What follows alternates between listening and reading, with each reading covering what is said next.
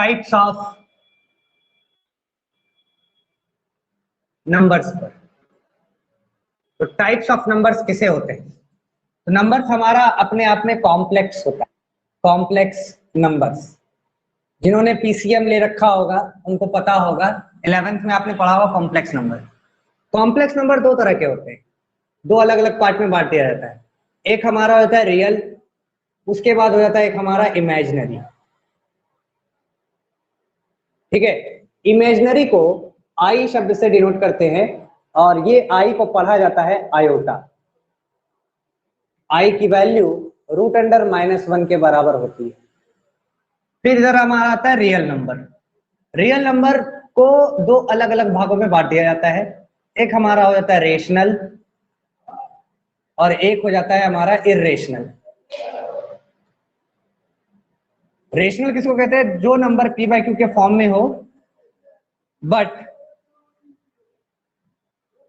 q is not equal to 0 हो, where p and q integers, तो इसे हम रेशनल कहते हैं। इरेशनल क्या होगा? Decimal expansion, having decimal expansion, non terminating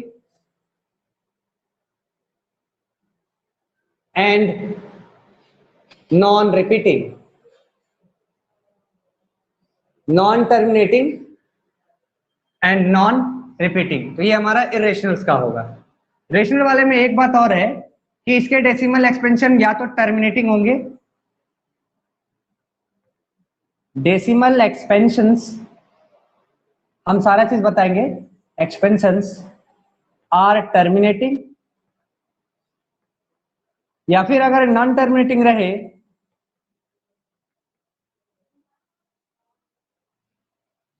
तो साथ में रिपीट करेंगे। इसमें रेकरिंग आती है, रिपीटिंग या फिर रेकरिंग। ठीक है, फिर रेशनल के अंदर कई सारा बात होता है, समझिएगा। ये तो हमारा रेशनल का डेफिनेशन ही बहुत बड़ा हो गया यहाँ पे। रेशनल के अंदर, यहां से समझना, रेशनल के अंदर हमारा इंटीजर्स आता है, इंटीजर्स के अंदर हमारा होल नंबर, होल नंबर के अंदर आता है नेचुरल नंबर, नेचुरल नंबर के अंदर हो जाता है कई सारा टाइप। एक तो हमारा इवन आएगा, ऑड आएगा, प्राइम आएगा, कंपोजिट आएगा,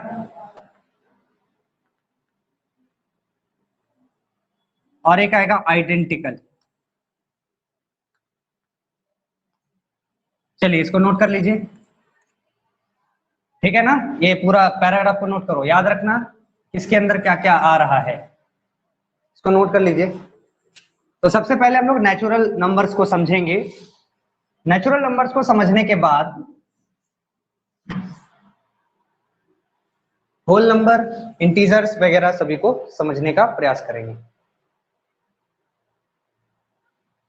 अगर आप देखें नेचुरल नंबर को, तो नेचुरल नंबर हमारा स्टार्ट होता है फ्रॉम 1 2 3 4 टू द इंफिनिटी। तो ये जो है collection of number, collections of numbers from 1 to infinity is called natural number. इन्हें हम काउंटिंग नंबर्स भी कहते हैं, बट काउंटिंग नंबर्स है तो इन्हें नाम नेचुरल का क्यों दिया गया? नेचुरल नंबर्स, सवाल ये उठता है कि जब ये ऑलरेडी पहले से काउंटिंग नंबर थे तो हम इन्हें नेचुरल नंबर क्यों कहते हैं? देखिए, वास्तविकता ये है कि जब भी हम लोग काउंटिंग करने का प्रयास करते हैं तो upon counting we use some words, actually we pronounce some words. जैसे कि अगर हम काउंटिंग करेंगे, we start counting from 1 2 3 4 5 and to the infinity. Upon counting, naturally due to human behavior, we pronounce the word 1, we pronounce word, after 1 we pronounce 2, after 2 we pronounce 3, after 3 we pronounce 4, and due to this The collection of number is said to be the natural number, and the word natural number is, the word natural is comes from nature, which Hindi meaning is स्वाभाविक, स्वाभाविक और प्राकृतिक, प्राकृतिक। तो natural यानी कि स्वाभाविक या प्राकृतिक रूप से जब भी हम किसी चीज की गणना या काउंटिंग करते हैं तो ऐसे क्रम में हम जिन शब्दों का उच्चारण करते हैं उन शब्दों को काउंटिंग नंबर्स आप कहते हैं। बट ये नेचुरली हमने ये काउंटिंग किया है, इस वजह से इन्हें नेचुरल नंबर्स कहा जाता है। Now when zero is included with this collection of number, then the whole collection of number is said to be the whole number, whole numbers. Then natural numbers are positive in nature. Zero is neither positive nor negative. Now if we take the negatives of natural number with the collections of whole number, then we have minus infinity. Then this collection is said to be the integers, integers, okay, integers। ये हम इसे कहते हैं negatives of natural number. Zero हमारा neither negative और nor positive होता है। Zero ना तो हमारा नेगेटिव होता है ना ही जीरो पॉजिटिव होता है, इधर वाला पॉजिटिव इधर वाला नेगेटिव, जीरो न्यूट्रल, ओके।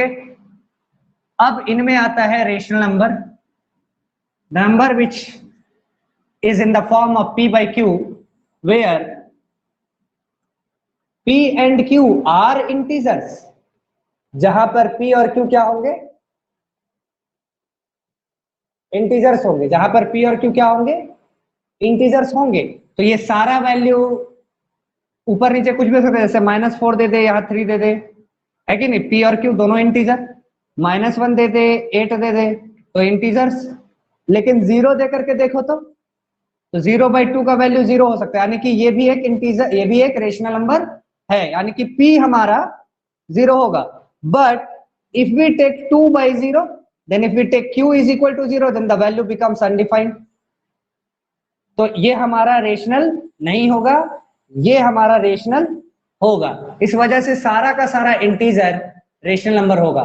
तो यहां पर हम एक पॉइंट लिख लेते हैं, but q is not equal to 0, there is a condition for q, here p and q both are integers, q is 0 is also an integer, but there is a condition for q that q is not equals to 0। if q is equals to 0, then the value of p by q becomes infinity or undefined, okay।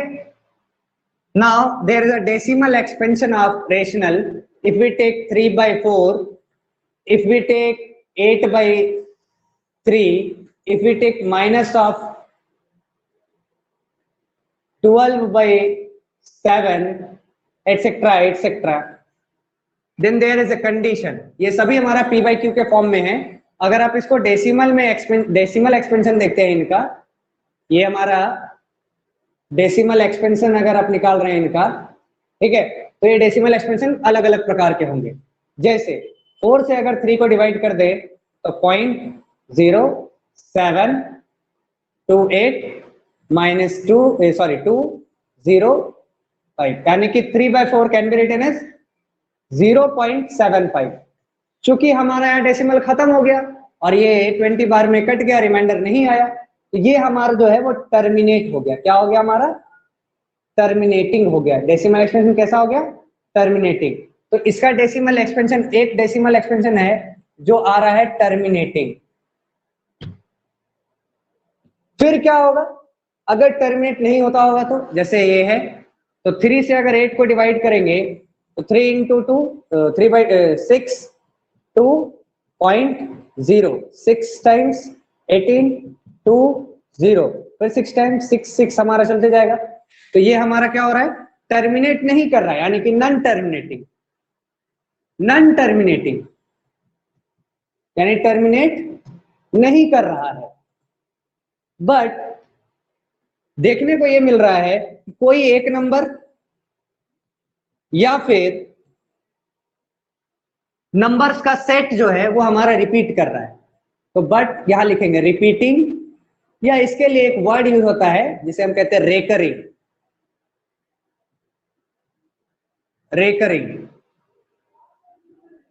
ठीक है ना, recurring, जिसको recurring कहते हैं, ये recurring का symbol होता है। अब जैसे अगर 12/7 है, 7 से डिवाइड करेंगे तो 7 1 टाइम्स 7 5.08 सॉरी 8 बोलते हैं 7 49 1 0 1 7।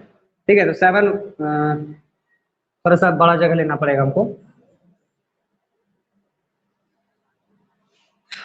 देखिए 7 से अगर डिवाइड कर रहे हैं हम 12 को, 7 7 5.0 7 टाइम्स में चला जाएगा 49 1.0 7 1 टाइम्स 7 3 0 4 2 8 फिर 2 0 फिर 2 टाइम्स में 14 आ जाएगा 20 14 कट गया 6 0 फिर 8 56 फिर हमारा आएगा 4 फिर 0 फिर 5 35 कट गया 5 0। देखिए ये फिर 5 0 हो गया, यहाँ पर भी 50 हो गया, फिर यही चीज हमारा रिपीट होगा, यानी कि इस पर क्या हो जाएगा, रेकरिंग होगा। दैट इज आंसर हमारा हो जाएगा 12/7 का आंसर होगा 1.714285 फिर 714285 फिर 71214285। तो the number set of number got repeated, then this is 12/7 is termed as the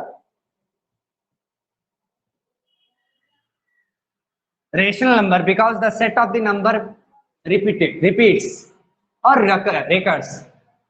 तो डेसिमल एक्सपेंशन हमारा रेशनल नंबर का क्या है, रेशनल नंबर का डेसिमल एक्सपेंशन टर्मिनेटिंग है पहला, और अगर टर्मिनेट नहीं किया तो ये रिपीट या रेकर जरूर करेगा।